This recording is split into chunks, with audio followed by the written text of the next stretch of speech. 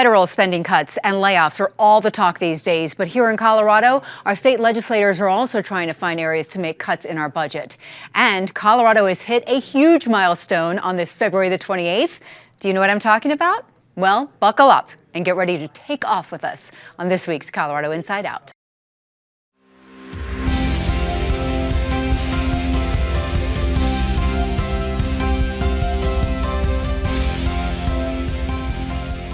Hi, everyone. I'm Kyle Dyer. Welcome to Colorado Inside Out. Let me get right to our insider panel this week. I have Patty Calhoun, founder and editor of Westward. Also, David Kopel, research director at the Independence Institute. Ed Sealover, vice president of strategic initiatives at the Colorado Chamber of Commerce and editor of The Sum and Substance. And Penfield Tate, Denver attorney and community leader who served in both the Senate and the House of the Colorado Legislature. On this date, 30 years ago, February the 28th, 1995, Denver International Airport opened for business. 3 decades later, DIA, or DEN as it's now called, is Colorado's largest economic engine, contributing billions of dollars to our state's economy, and it is one of Colorado's largest employers. Patty, I want to start with you. Well, it opened on February 28th. But it was late opening. That was just one of the disasters leading into Denver International Airport. Originally, people scoffed when Federico Pena said, let's put it out in Adams County. You had to have a vote of annexation. That passed, but the original architect had to be fired. They brought in Kurt Fentress to figure out that tent roof at the very last second. We had the baggage claim that ate suitcases. That's why the automated baggage claim never worked. We had Continental pulling out right before the airport did finally open. Disaster after disaster. But then, against all odds, the airport seems to have really taken off. Literally. It's the 3rd busiest airport in the country, although the signage is still abysmal from all the construction there. Phil Washington, the current CEO, swears that the Great Hall construction will be done in 2027, and other projects on the concourses are done early. And of course, we still have Blucifer. It was 13 years late, but we have Blucifer still protecting this city from all the demons out there. Where did you get that really cool keychain? History, Colorado. You can ask Penn about it. Okay, all right, David, your thoughts on DIA and its impact? In fact, Blucifer is the portal through which demons enter the city. On the economic impact, obviously it must be large, but it's hard to tell because what the Colorado Department of Transportation put out was this 8-page executive summary. It's beautiful, glossy, they did a swell job on it, but the technical data, they say, that isn't coming until April. So we have no way of verifying what's in here or really seeing the facts and figures about how they calculated it. And I'm a little skeptical about the size of the economic impact they claim. But overall, as Patty said, it has become a big success. Denver International Airport, actually for its first decade, was no more international than Stapleton had been. It had flights to Canada and Mexico, which is fine, but that was it. However, in the last decade, that's really improved. I think there are now 24 international destinations served with a whole bunch of transatlantic flights to Europe and also many flights to Central America and the Caribbean. Mm-hmm. And when they talk about the economic impact, the number in that report is $47.2 billion was contributed to our state's economy in 2023. That's right. What these figures are from, yeah. And that's the number you doubt. Because you got the direct impact, but their multiplier effect seems to be I'm skeptical on that one, at least until we see the figures. Well, I feel like when I fly, it's always busy at Denver International Airport. Ed, your thoughts? Well, I mean, I think that's what you see is what a lot of people see. 3rd busiest airport in America. That's what people think about. I think when you're looking at this from a business perspective, and I'm not going to weigh in on what the exact economic impact is here, but this is the perspective the business looks at it as. When a company is looking to relocate or possibly expand to Colorado, there are a couple of things that they always look at. Those are things like labor costs. Those are things like cost of doing business and cost of living here, things like the regulatory atmosphere. And Colorado is not doing well in any of those. Yet, companies also say ease of transportation throughout the country and to the world. And that is what DIA offers to us. I mean, we're in the middle of the country. Denver should not be a place that should be this easy to get to. We're not on the East Coast where everything is linked by a series of highways. But yet, because of DIA's presence, companies have been able to expand out here. They can get products out quite easily. They can get people in from both across the country and across the world world quite easily to visit them here. And I think that's DIA's biggest impact. Is it has led to an internationalization of Colorado's business economy, and we haven't looked back since it opened. Ken. You know, DIA is a testament to having a big vision and having the political will to bring it into reality. We remember the mayor who told us, imagine a great city, and everybody thought it was a catch line. It was more than that. But DIA, you know, Mayor Pena was really prescient in this regard. He knew and understood that we needed something to kickstart the state. And I give Governor Romer credit because it wasn't the state's project, but Governor Romer put on that bomber jacket and did a whole bunch of oatmeal breakfasts all around the state and the area to get people to sign on because he understood the importance. The East and West Coast are getting more and more congested. So Denver becomes an attractive destination for people to live and work. And now that post-COVID, you can work remotely, it becomes even more attractive because you can live here, and if you have to go to your job on the East or West Coast, it's pretty easy to get there from Denver. All right, pressing question since you brought the prop. Who's for or against Lucifer? Oh, You're no. oh, 4. Yeah. A devil? Are you David? kidding? I Okay, reject well, Satan in all his works. Okay. Well, Prove it during this show. Lucifer is fantastic. all right. Where the airport is a powerful economic force for Colorado, our state is still facing a growing budget shortfall of $1.2 billion. That's up from the originally estimated $1 billion as Medicaid costs continue to go up. So, speaking of Medicaid, the state is disputing a federal report that it paid insurance companies for Medicaid care to patients who are dead, which led Congresswoman Lauren Boebert to post this week on X, who is ready for Colorado Doge? David, I'll start with you. I think probably the most taxpayers in the state are ready for a careful line-by-line review of the Colorado state budget, but it shouldn't be done like Doge, which is in the Silicon Valley mode of move fast and break things. On the Medicaid fraud thing, this comes on the heels of the Colorado department, which dispenses Medicaid money, having failed federal and state audits for fraud prevention in 2018, 2019, and 2022. Some people in the state legislature blame the Taxpayers' Bill of Rights. But the fact is, according to the National Tax Foundation, Colorado's tax competitiveness is already the worst. Of the money that's spent in the state budget annually, $40 billion now, $10 billion more than when Governor Polis took office. Half of that is already exempt from Tabor. And Tabor says that unless the voters consent, the size of government increase should be at the rate of population increase plus inflation.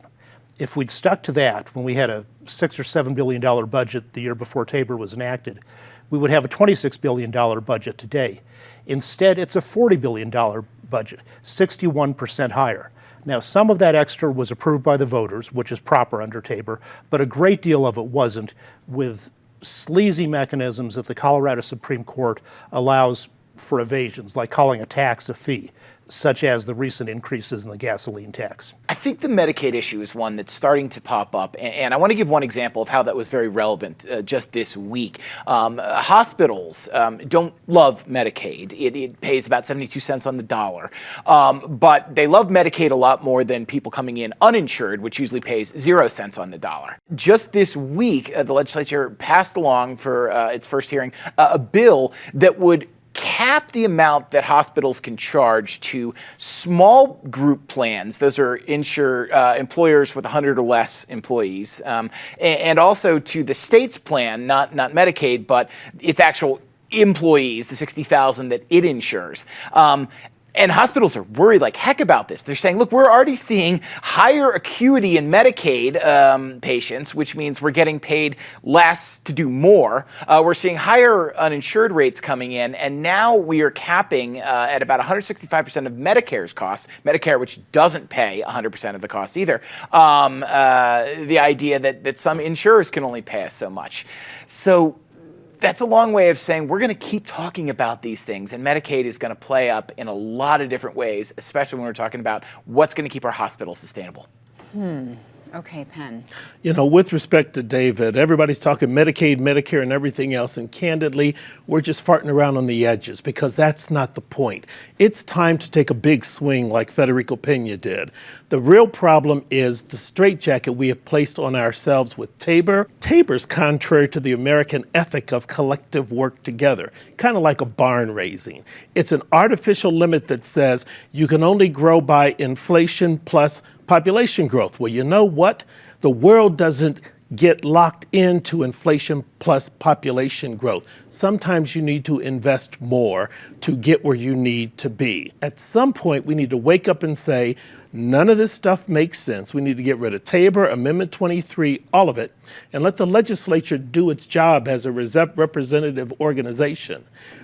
Craft a budget that addresses the collective needs of the state based on what the consensus is. When money is short, reduce the budget. When money's there, address needs and invest for the future. Nobody's being taxed more. The problem is we've created limitations on using the money we have based on the current tax structure. All right, Patty. And think about it, Tabor was passed in '92, so even before Denver International Airport opened. We've been talking for more than 3 decades about, does Tabor need to be fixed, how to fix it. I think one of the first things to do is to set the time, even though economically it looks like it's time for some kind of fix. David's right in the sense that you need to look through every line item on that budget, find out where there might be waste, where it's not really a priority for Colorado. But then we need to figure out what kind of budget do we really need in Colorado so we have roads that work. The airport's going to continue working, but how we get the services we need. In the meantime, we're looking at early childhood education cuts coming next week, and places I think Coloradans will really be concerned to hear about. Mm-hmm. And Kyle, one other thing, we need to do this on an open, bipartisan basis. People often talk to me that Tabor was to deal with tax and spend Democrats. The Republican controlled both chambers of the legislature when Tabor was passed. So that was not the reason for Tabor. We need to take a step back, take a breath, and recognize Colorado in 2025 doesn't look like Colorado in 1992. It does not. Okay. All right. Thank you all. This week, Colorado House Republicans and Democrats agreed on a bill that promotes nuclear energy. HB 1040, House Bill 1040, is now off to the state Senate for consideration. And this is a big deal because efforts to add nuclear power to the list of clean energy resources have failed before. Ed, I'll start with you. Not just failed, but in the past 2 sessions, they went to their first committee and died, first on a party line vote and then on a pretty close to party line vote. This is an idea that suddenly sprang up and gathered a lot of support in this off session, seemingly. Now, I think part of that is the fact that the federal government has been pushing nuclear energy as well. That came from a Democratic president, Joe Biden. And so I think some in the Democratic Party are starting to get on board with it. And that's actually why this is advancing. The House co-sponsor is Representative Alex Valdez, who is a former executive in a renewable energy company and is a big renewable energy proponent. And he says, look, we cannot hit our emissions reduction goals without nuclear energy. Now, a lot of environmental groups say, look, this is not clean energy. Yeah, maybe it doesn't have any emissions associated with it, but you still have waste that has to be stored for thousands of years. That is not clean. However, that voice is being overshadowed now by Republicans who are saying, this is the all-the-above energy economy we wanted. We want to be able to include nuclear. And just to be clear, this isn't going to bring nuclear here next year. It's just going to open people up to consider nuclear more. And Democrats who say, look, we got to cut emissions. This is one way to do it. This is a big idea that the legislature ought to be looking at. I don't know if I'm for or against this, but we know that we've got a climate issue. We know that we need to do things to address it, reduce emissions. And if nuclear is one of all of the above that may work, assuming you figure out the waste disposal and storage piece, it's worth examining because we know we're going to have ongoing needs for power generation. And maybe this is one of the solutions. There are a bunch of smart scientists out there. Give them free rein to start figuring some of this stuff out. And Ed, wasn't there discussions at the state capitol this week to create a new workforce development program to get people trained in this field? Yes, yeah, that bill is caught up in the budget talks right now, but that is also bipartisan, pushing to get career training in nuclear workforce. I like hearing the bipartisan of this. Patty? I remember last year when I saw that Diana DeGette was talking about this in Congress, I'm like, wait, this is definitely a sea change. It's not a surprise that Chris Wright, our new energy secretary, who's from Denver, is talking about it. He spoke about it down in New Mexico. But that the Colorado legislature is now looking at it, that people like Diana DeGette are saying, this is something we have to explore. Just shows things have changed, and it's just how bad other energy sources have become. Coal, the other pollutants are in this world. We have to remember that Rocky Flats was a weapons plant. Rocky Flats was not a power plant like the beleaguered Fort St. Vrain that really never worked. But the challenges we still face from Rocky Flats were an issue of poor management, poor waste disposal. It was not a power plant. So we have to keep that in mind as we keep talking about this. Okay. Yeah, and when I worked at the Colorado Attorney General's office, I was somewhat involved in the Rocky Flats cleanup, which had, among other things, tons of hazardous waste. So I agree, our new Colorado nuclear plants should not do a sideline of manufacturing nuclear weapons, which was Rocky Flats' job. So nuclear energy is the safest, cleanest, and best energy source, and that's already being demonstrated in the 28 American states that use it, and in France, which gets the vast majority of its power from nuclear. In North Carolina, during Winter Storm Elliott, lots of other energy sources went offline and you had rolling brownouts, but the nuclear plants stayed 100% operational the whole time. The environmental footprint of a nuclear plant is much smaller than from wind and solar. They need lots of rare earth materials, and lots of rare earth materials come from child labor in poor countries and awful environmental degradation from mining. Also, at home, nuclear is harmless to wildlife, unlike wind turbines, which according to the American Bird Conservancy kill over 1 million birds per year. Wow. Okay. Well, that's not good. Thank you for that little factoid. I will keep thinking of that every time I see a turbine. We started off the show talking about one really big Colorado business, but of course, small businesses employ a lot of people in Colorado and contribute a lot to the state's economy. According to the Small Business Administration, in 2024, Colorado had over 715,000 small businesses. And despite those kinds of numbers, this week the Small Business Administration projected plans to move its regional headquarters out of Denver because of the city's immigration policies. No timeline for that. But I should mention the regional SBA office here covers Colorado, Wyoming, Montana, Utah, North, and South Dakota. It's a big office here. Penn, I'll start with you. You know, it's interesting. First of all, factually, a significant portion of the workforce works in small businesses, as is defined by the SBA. There's no disputing that. It is important. And the new SBA director, when she was appointed, said, quote, small businesses are the backbone of our nation, driving innovation, job creation, and prosperity, close quote. And she talks about how she and President Trump are big supporters of small business. President Trump did not make his career in a small business. The new SBA director spent 30 years in 2 tech companies, both of which were traded on the New York Stock Exchange. So you have people talking about we love small business who have no experience in small business. If you had experience in small business, setting aside your political philosophy, you wouldn't move the office to service small businesses to some remote place away from the population centers, the density where the number of small businesses are. So you need to set some of the ancillary political doctrine and philosophy aside. I'd like them to spend time talking to small businesses and ask, what can we do to make your lives better and easier? Okay, Patty. It is a punishment of Denver that the SBA office will be moved out of here, but there are plenty of other places they can move it. Lakewood, for example, which has so many federal offices, so many federal employees, and now we're hearing that a lot of those offices are going to be leaving empty space in Lakewood. If you have to move it out of Denver, put it in Lakewood, still close enough to DIA.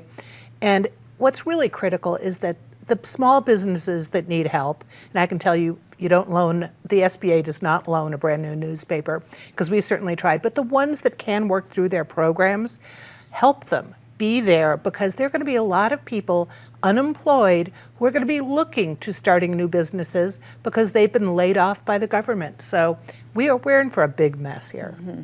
David? Well, your plan about this huge federal complex in Lakewood, which from some of what I've heard is drastically under-occupied right now, that makes a lot of sense to move to for existing office space. SBA Administrator Kelly Loeffler promised that the move would be to less costly, more accessible locations. So as long as they don't move it to Boulder, it's going to be less costly. On the other hand, in the states you mentioned, eastern Colorado, Denver, is at the far southeastern edge of all that, so you could certainly get a more central location within those upper Midwest and upper Rocky Mountain states that this regional office serves. Okay. All right, Ed. I'm glad we're talking about small businesses, and certainly the federal government has some impact on them, but the state government often has more. I know just last week you were talking about the tip credit bill in small restaurants. There's another one that was started moving through this week that's going to affect small businesses. It's a bill to expand the ability for people who are suing for violations of disability rights to add on things like emotional damages up to $50,000 and to expound the amount of time they have to sue. This is particularly a bill that worries small businesses because large businesses often have HR people, legal counsel who can tell you where to hang the signs, exactly how you have to make your business accessible. Small restaurants, small shops don't. And they're worried that their inadvertent violations of the Americans with Disability Act are suddenly going to get caught up in what can now be much more attractive and larger lawsuits. And I think the plea from the business community to the legislature is think about this. Let's make sure bad actors are getting punished, but let's not draw in the good actors who are trying to be good citizens and facing a $50,000 lawsuit could be looking at shutting down instead. Okay. All right. Let's go down the line now and talk about some of the highs and lows that have been happening this week. We'll start on a low note and we'll start with Patty. I'm returning to the airport. Okay. And a decision made several years ago before Phil Washington got over there. And it's the reason we have the mess at the Great Hall we have now, which was the contract that Denver City Council approved that was for 30 years to have a Spanish company, Ferrovial, redo the Great Hall. It was appalling. The City Council should never have passed it. Good for us getting out of it. We're still paying for that. But City Council members need to remember their votes matter. Yeah, they do. Okay.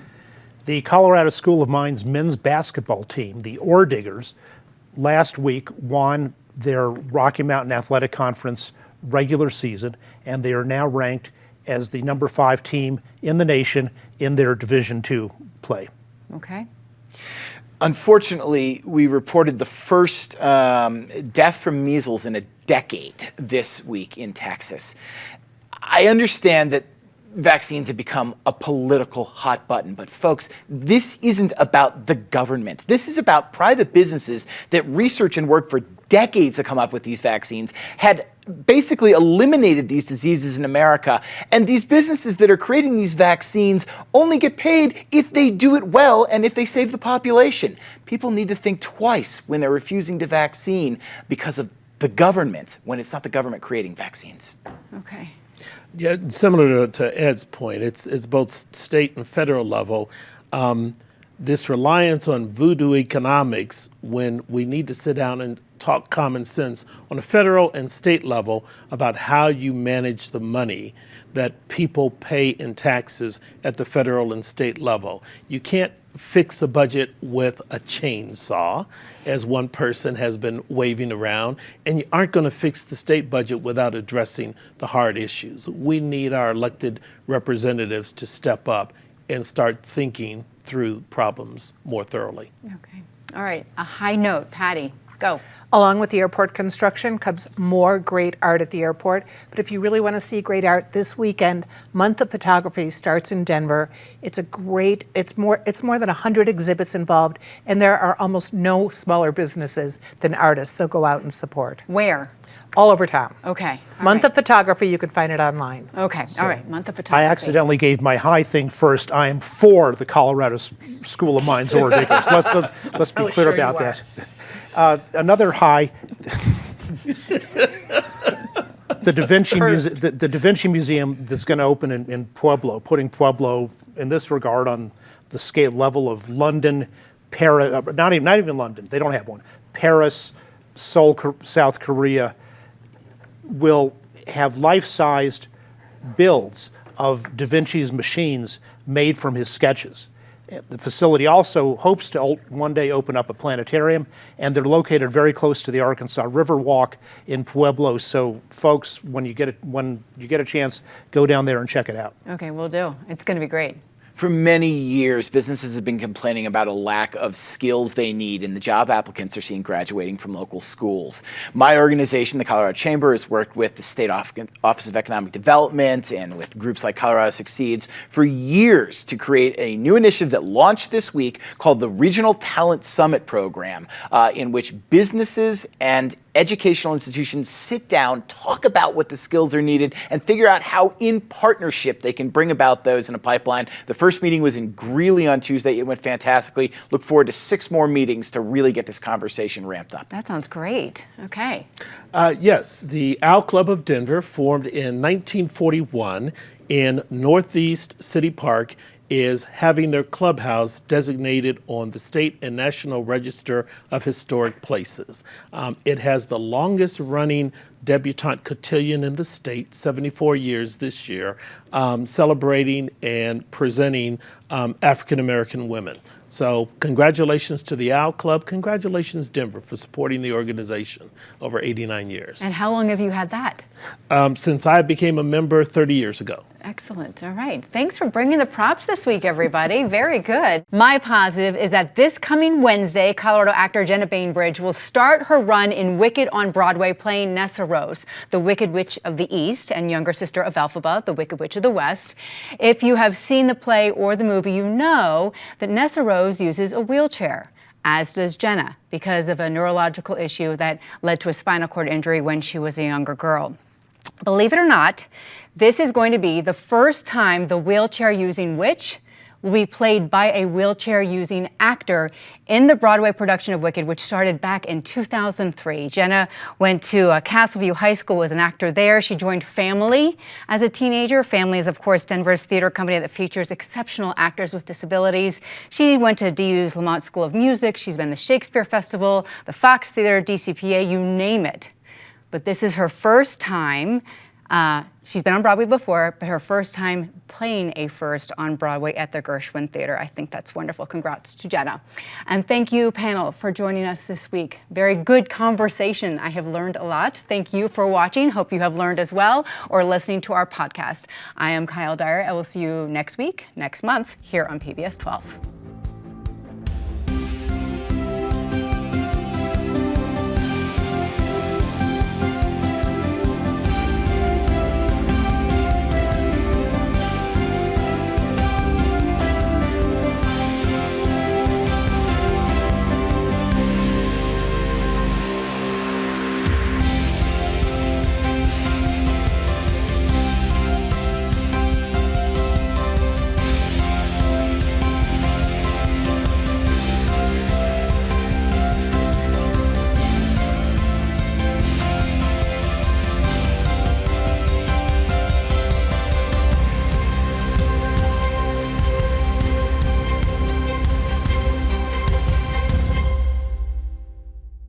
PBS 12 believes in the power of original, local programming.